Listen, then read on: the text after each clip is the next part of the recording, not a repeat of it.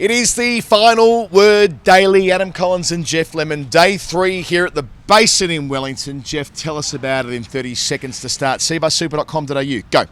Nathan Lyon resumed with us from Khawaja and he bashed 41. The night watchman had a good time, didn't make a 50. Khawaja got out just before lunch and then Russia wicket 6 for not many. Australia all out for 164. It was Glenn Phillips who took 5 for 45. Matt Henry took 3 for. That meant 369 was New Zealand's target. Not impossible, but they've never chased that many. Doesn't look like they will. Lost 3 wickets along the way, but Rachin Ravindra and Darryl Mitchell put on 52 before the end of the day. They're 111 for 3? That's it. So they're 258 runs away from what would be a miraculous victory, a record-breaking victory. New Zealand had never chased this in the 4th innings. This ground's never seen a chase like that. However, last year there was a comeback of 226 runs in the first innings, overturned with England and New Zealand. So there is something about this pitch getting a smidgen easier to bat on deeper into a match. Steve Smith said before that when we were interviewing him on the coverage that the spin when the ball got a little bit softer wasn't as pronounced. So that's worth mentioning on the way through, although all of the wickets have fallen to spin. I like Steve Smith's theories. He was like, if the match went 5 days, it would probably spin less on day 5 than it did today because the grass would start to die off. Sure. I haven't heard that before, but I'm like, I trust you. You know about stuff in a way that I don't. It seems that's a theory that sounds plausible. I don't know. Well, spin has been sort of a low-key, really important part of this Test match. Nathan Lyon said he didn't think he bowled that well yesterday, but he's got 6 for the match already. Well, it was a high-key part of the today. Once it actually came into it came into it. But Glenn Phillips didn't get a trundle on the first day. Didn't get a bowl on the first innings at all, did he? No. When they were not an over. Nary a single over was bowled by Glenn Phillips, who took 5 for. And they did bat for a lot of overs. They batted for in the first innings. I have lost my page, but it was over 100 overs. Well over 100 overs. A bunch. And we don't need not everything needs to be about numbers. It can be about vibes. It was a lot. They batted for a lot of overs. 4 sessions. That's how many overs they batted for. Which means it wasn't 120 overs. It was probably about 84. Extended middle session, first session yesterday. But the point stands that Phillips couldn't get a trundle despite how much he was waving his arms around trying to get one. We know he gives it a rip from having watched him bowl a lot in short form cricket. We know he's a competitor. We know he attacks the stumps. He's got a really energetic approach to the crease. You combine that with some profligate batting from the Australians after lunch when they lost 6 for 51. Gets Mitch Marsh out first ball, caught. He got caught just at short leg, didn't he? Alex Carey, they set the trap for Carey, 2 catching covers and 2 men behind the wicket, first slip and effectively a gully. You know exactly what they're trying to do. They're trying to get you out driving, and within 2 deliveries of him going around the wicket to him with that configuration, he picked out Tim Southey in there, which was a boon for them. Massive celebration, as it was when he got his 5th wicket when he ran over to Matt Henry like he'd won an Olympic gold medal, which was nice. He said he'd been watching his daughter celebrate. I think he's got a 6-year-old daughter, watching her celebrate when good things happen to her, and he just sort of lapsed into being a kid again, which I think is quite relatable in its own way. So good on Glenn Phillips for making it count and making it feel like for a second there it was a raging turner, but I don't think it's as straightforward as that. But it did turn a lot, and this was the thing that I liked, is that when he bowled bad deliveries, they were still a bit hard to know what to do with because it turned so far. So he bowled short a bit, but it was spinning across, particularly across the left-handers. Khawaja wasn't sure what to do. I mean, the day starts with Nathan Lyon looking breezy as all hell. He's not nailing most of the shots, let's be honest. Most of his 4s are coming through the cordon, through the squarish part of the cordon. So they're not nicks through first slip, but they're through gully, backward point. He hits 4 boundaries in that area, smacks a couple through the leg side as well. At one point takes Southey for 3 in a row. They're all through backward point gully. Frustrating for the bowler, but basically he was like, look, anything that's drivable, I'll drive it. I made 41 runs and still hasn't ticked off that 50. He's got the most runs in Test cricket by anyone without a half century, which is interesting, unless you count players who made hundreds but not 50s. Because then Yasir Shah's got 100 but no 50s. Gantome? Andy Gantome made 100, I guess. 100. So there are players with multiple hundreds and no. Ravi Bahara's got 3 tons and no 50s, for instance. I like the one where most runs without reaching 50, the most number of Test matches without reaching 50, 128 of those. Second on the list, if you're curious, Kemar Roach, 1,174 runs. Fred Truman, 981 runs, and Lyon. Waqar Yunus, 10 out of 10 10 for out of 10, Waqar. And Nathan Lyon went past 1,500 Test runs today. I was big Kev. I was about to come on commentary with him on 40. 3rd time in Test cricket he's reached the 40s. I remember I was on commentary when he got out to a fat top edge in Cape Town in 2018. Trying to slap over cover. He was going. He went back to Morne Morkel and tried to pound it over cover. And of course, that's the sandpaper test. And I just feel like maybe he's cursed. Maybe he's doomed to carry that around for the rest of his career, as your highest score was in the test you would least like to remember as an Australian cricketer. And he took his 300th wicket a couple of days after that as well on day 4, the day after the sandpaper debacle. And also... Low key. There's been a lot of Lions statage that's gone on. But just to clarify, Yasir Shah didn't make more runs than Lyon. He's got the most runs of anybody with 100 but no 50s, which is 918, just in case anybody was looking that up. Lions got over 1,501 runs as of today. Passed it today, with no half centuries. And it kind of twins in with Shane Warne with the most runs without 100 thing. The two Australian spinners with all the wickets. He also took his career average under 30.5 today when he got the wicket of Kane Williamson, which I know is something you've been interested in. So he was at 34 before the India tour of 2017, and he's brought it down pretty steadily, and especially the last couple of years he was like 32 before they went to Sri Lanka in 2022, and he's brought it down to 31, and now under 31, and now under 30.5. Is he going to get there? Can he crack the promised land of 29? I worked out during the home summer that his average was as low as it had been since 2012 at one point. So a little bit like Jimmy Anderson, the longer he's played for, although Anderson's has ticked up a wee bit in the last 18 months, but Anderson has steadily brought his average down in his 30s, and the average went below 30 and got to about, I think at its lowest point, 25.5 or something. As a spinner, Lyon will never get to there. He did. But he could get, you just want him to... I've got to spit this stat out. He did top score today. Did he? He did top score. And it's the second time in his career he top scored. Where was the other? Cape Town 2011. Good. Made 14. Good, Jeff. I didn't even need to look that up. They asked that in the box and I was like, come on. I know that. Then I was like, maybe he top scored at Trent Bridge as well, because he made 9. Yes. Clark made 10. Mitch Johnson made 13. So he didn't quite top score, but he did. I think they put on the biggest partnership for the 10th wicket. Yeah, when they were all out for 60. And I like that. You mentioned before the highest score before today being at Cape Town. Him top scoring. The only other time was in that calamitous situation also in 2011. Yeah, quite. And today it's a bit different. The energy's different, and Lyon is now such a senior statesman and such a respected figure in the game, and his career extends so long, right? Like he was playing in the Test match in 2011 when Doug Bracewell beat Australia. So he was last out. To him for that. He was the one with his stumps splayed, looking all sad, kneeling on the ground. So look, a lot went on for Nathan Lyon today, but maybe he'll just never get a 50. Maybe it's not meant to be. And Kawaj batted on for a while with Green, and then just got weirdly aggressive. Like he just absorbed a lot, and then he had like 3 different charges and hoiks against Phillips, and none of them came off. And on the last one, he got stumped. Tried to get his bat around it, hit the ground and bounced in front of the line, so he wasn't able to get it back over the line. He gets stumped, and then they come back after the break, and Phillips just keeps picking them off. To me, it just symbolised the change in attitude just nearing lunch. They added 2 for 100 even in that first session across 27 overs, and it felt like what Khawaja did symbolised to me that they felt like, we've got plenty here. We're going, but declaration batting, then okay, they probably do have enough. But traditionally, to close out a game, you want a 4 in front of the target. A 3 in front of the target is very unlikely, but as we've documented on the show before, there are far more scores of 300 plus, 350 plus being achieved in the 4th innings, even in losing efforts. So I reckon it was just a little bit early. Not by New Zealand, though. They've never done it. Not by New Zealand. They've done it twice. They've done it twice ever. I'll give you this. 1994, they chased 324 against Pakistan in Christchurch. And then in Chattogram, Lisa needs braces, 2008, they chased 317. So twice ever. They chased down 285 last year. So I guess what all I'm saying is, and that was in possibly here. But that's 100 fewer runs. No, but you've got to accept the point I'm making here, Jeff, is I that do scores are being made more regularly that are punchy like this. And that's where Australia, I think, just went too early. There was no reason to move the game along. I know there could be rain in the offing.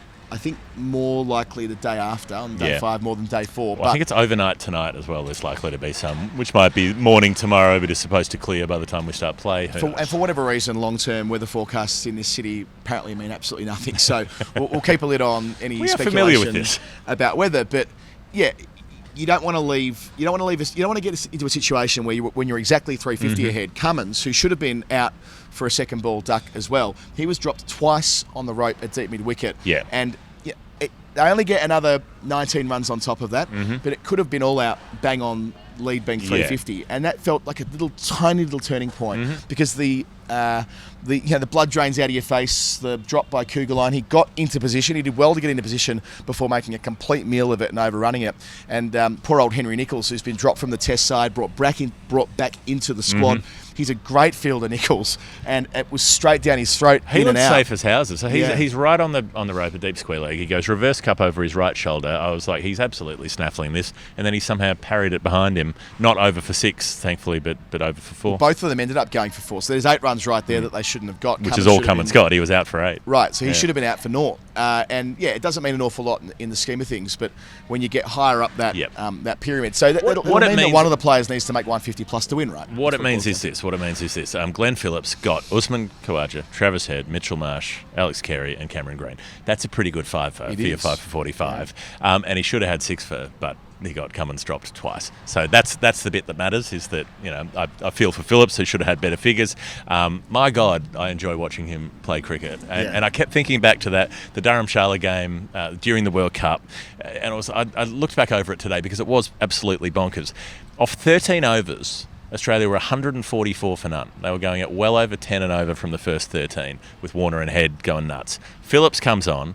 He bowls like one quiet over, then he gets Warner caught and bowled, 81 off 65 balls. Then the next over he bowls Travis Head, 109 off 67. And then he keeps bowling, gets Steve Smith out as well, bowls 10 straight through, 3 for 37 off 10 overs in a match where Australia made 389 and New Zealand made 384, was it? Yeah, total shootout. Came down to the last ball. I mean, to bowl like that, to bowl with that degree of economy is incredible. And then, he did a similar thing here today. It was like, cool, it's turning, I'm going to rip this as hard as I possibly can. I'm going to take wickets. I made runs. He's got 71 and a 5 for, and who knows, a chance to do something else in the second innings. Starting bowled pretty well against South Africa a couple of weeks ago, but I can't see them bringing him back in for Christchurch, where spinners go to die. They'll keep Phillips in the team. O'Rourke broke down. Yeah. Kugelin's been ineffective. I did see Neil Wagner after play. I go, what are you doing next weekend? Do you want to play cricket? Because I would have thought that Wagner's a logical person to ask to play. I don't think it'll happen, but they might go to the next generation. There are a number of options for New Zealand, but I don't think it'll be Sartner. No. And they may need another quick, or even indeed 2 if they're going to play 4. And I wouldn't see a world where Wagner wouldn't be in the top 4 if O'Rourke broke down today. That's the reason with it. I don't know how badly, but he's got left hamstring soreness. Awareness, I think they call it. Hamstring awareness. I'm aware. To be fair, I didn't have hamstring awareness until probably my mid-30s. I never considered that they existed, let alone stretched them or injured them, because I didn't do anything like strenuous enough to warrant that. And then I was like, I have hamstrings. That's annoying. I'm aware of them. Yeah, I am now aware of them. We're just trying to raise awareness. This is a charity for hamstring awareness. Have you considered your hamstrings? Would you like to put some money in my bucket? Anyway, so he's aware of them. Whether that means he can't play in 4 or 5 days' time, let's see. But I mean, it's not a good sign. Yeah, Billy, he's not going to be the king of Geelong next week. No, they're not going to. I think they're not going to risk a promising young fast bowler by saying, why don't you keep playing with a dodgy hamstring? Especially if they go 1-0 down, right? They go 1-0 down. There's other considerations in all of that. But so some other names you checked on the way through that fifer. Green, great catch by Will Young at short leg. Yes. There's something about Will Young. I can't. Forever Will Young. Well, in England it means a different thing. He won the equivalent of Australian Idol in the first year. It's like a massive deal. There was a nice entry in Pop Pitch about that Will Young, about being a dreadful waiter. He used to get all the numbers wrongly totted up when he worked as a waiter. Anyway, are you saying he was a dumb waiter? Yeah, I am. There we go. Yeah. But no, so Green caught at short leg. There was another one caught at short leg. Can't remember Marsh. anymore. Marsh, that's right. That was the first baller. So well done, Will Young. There was Khawaja stumped, and there was one in the deep. Head took on, tried to go downtown. So Head made 29 quickly, and that was kind of fine in the context. Why not go after it? Lashed him through cover and through point a few times, and then banged one down the ground and got caught. Green 34. So he's made 208 runs for once out in the match, and he may not be man of the match. The rest of Australia's top 6 of the conventional top 6. Not meaning Lyon as the night watchman, made about 175 between them for twice out each. So that's 12 wickets for 175 for all of his teammates, and he's made 208 for 1. Okay, I take it back about him maybe not being man of the match. He will be, regardless of what happens from here, unless Lyon takes an 8 for or a 9 for, a Hadley-esque 9 for, like it was in Brisbane all those years ago. Why don't they get Richard Hadley to play? He's played in all of New Zealand's wins over Australia Part 2. Get him out here. Next week they're doing a 50th anniversary of the first New Zealand win against Australia back in 1974 at Christchurch. So it's 50 years on from that. And I assume both Hadleys who played in that game will be there. I hope so. That'd be nice. I hope so too. I'm not sure if their old man's still with us. Probably not. No, don't believe so. He'd probably have 3 figures on the clock if he were still going. He'd be in Monkey Hornby territory if he was suiting up. But I wanted to mention the Will Young catches to get to his dismissal. Okay, Steve Smith today has gone beyond Mark Waugh. Yes. Only RT Ponting ahead of him with his 190. For Australia. six catches. 4, 6. And what a way to go past Mark Ward. That was a fucking blinder. Travis Head, golden arm. And the way that Smith reacted late and had to go sharp to his left, reminiscent of the catch he took to get rid of Pajara at indoor this time last year, albeit that was at leg slip. This was at conventional slip. He'd already caught Williamson at leg slip, a very easy chance because it was guided off the inside edge. But yeah, Smith, that's on the highlight reel. And nearly took an absolute screamer off Ravindra, which would have been similar to the diving chance he took in the World Test Championship final at the Oval last year. It just went a bit too quickly to his left, but he thought he could have got it too. Smith was like, oh, it was nearly there. But a reminder that, you know, he missed out yesterday and he's got COVID, by the way. We learnt that after play when interviewing him. But yeah, just a reminder that he's also brilliant at that other part of his game. It's not often talked about. Like, people don't talk about Smith as one of Australia's greatest fielders.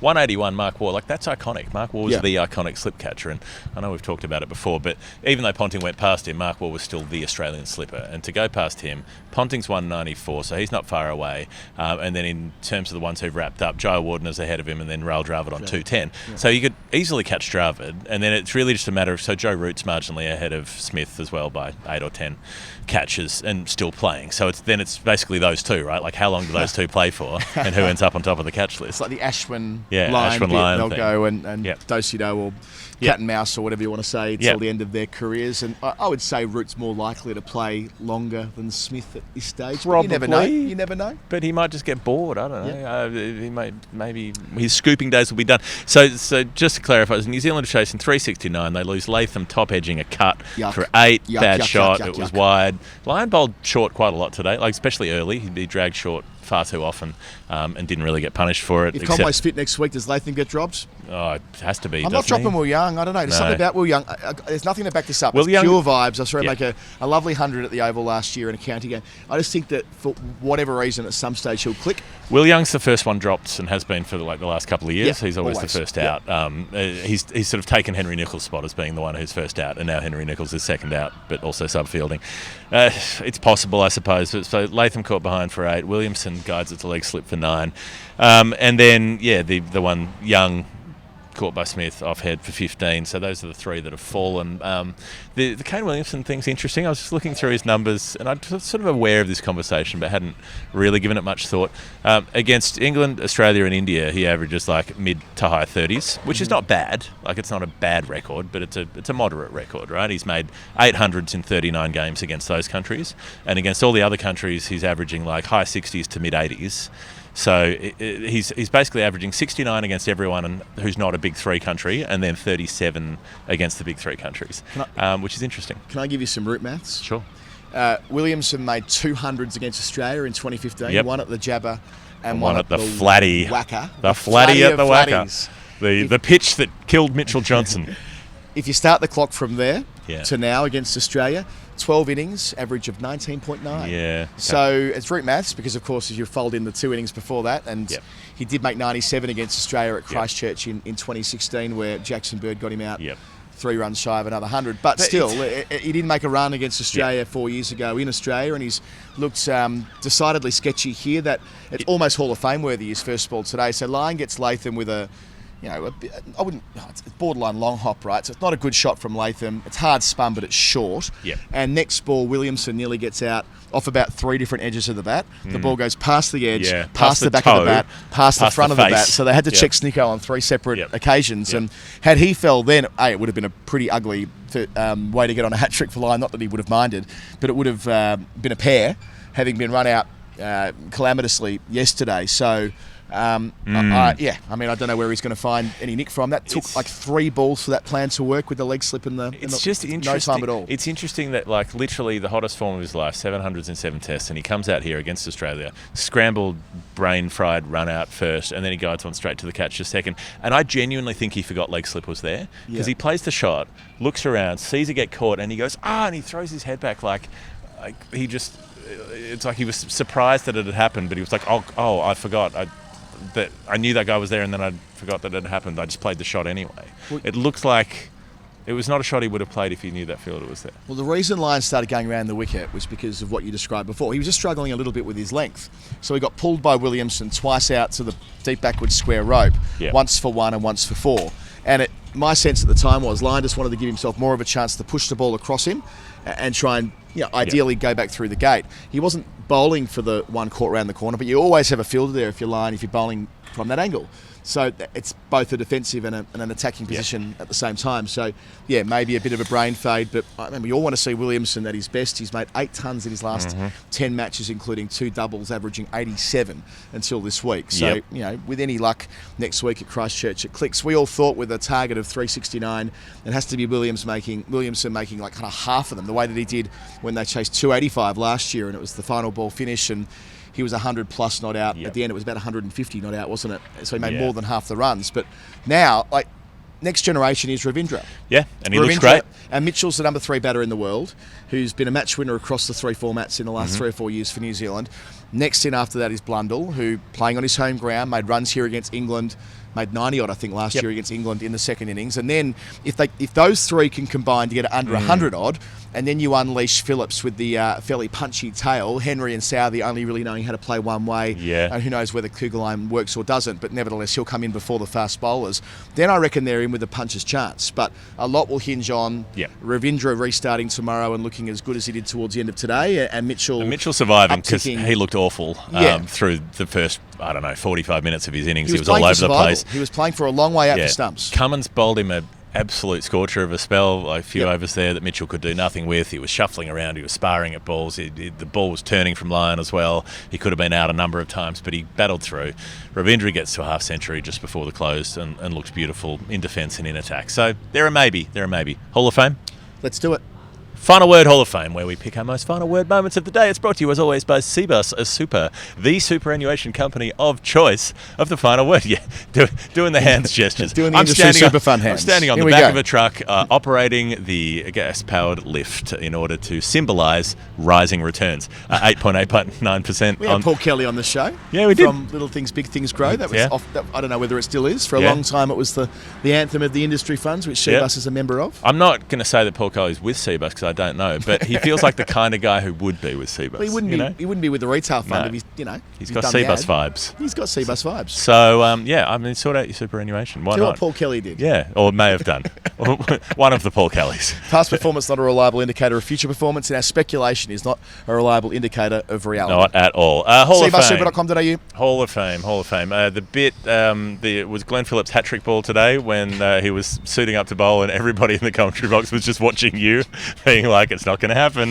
It's not going to happen. Anyway, it's quite a nice collection of photographs I've got now of balls that are being bowled to, in theory, collect the hat-trick. Yeah, you've got like 3 dozen hat-trick ball photos, none of which have come to fruition. Yeah. The bit where Matt Henry goes chasing after Travis Head's shot, which rolls to the boundary rope and stops about 4 inches inside, and Henry's at absolute full pelt, and he sees it stop, and he's like, I don't have to dive to stop that, but then looks up and realises the fence is right there, and just runs basically full tilt into the fence, rebounds off it into the field of play, and then picks up the ball to throw it. I've never seen someone chase the ball so hard and then not field it before. That was good. A couple of bits and pieces from, Marnus, really. First ball of New Zealand's chase, a ball that was going down the leg side by, quite some way from Mitchell Starc, and Marnus went up with a huge appeal. He's hearing things again. That's okay. I kind of like it better when Marnus is being... I've kind of come full circle on this. I was quite critical of him when he was appealing for everything in the Ashes of 21-22. I'm at peace with it now. I like it better when he's a little bit zany. Yeah. I've got here... this is probably the most Hall of Fame moment for me today. Today was dress-up day at Basin Reserve. It's a new thing, and as part of dress-up day, a new thing for them here, that is, they had a competition on the ground at lunch where you would go out there in your dress-ups and you would perform a catwalk of sorts. Yep. Our dear friend and colleague Brett Sundaresan simply went in his normal clothes. He didn't win. He gave the crowd a spray. They played Jai-Ho after he did it, which was a little bit... I think they called him Brat from the Bronx. From the box. From the box. Yeah. I'm glad I misheard that. Yeah. Okay, As in the commentary box. That's good. That's better. That's better than the way both he and I heard it. Okay. And Jai-Ho being played, but he did do a little... I didn't realise I'd have to be smoothing things over between Barat and Cricket Wellington.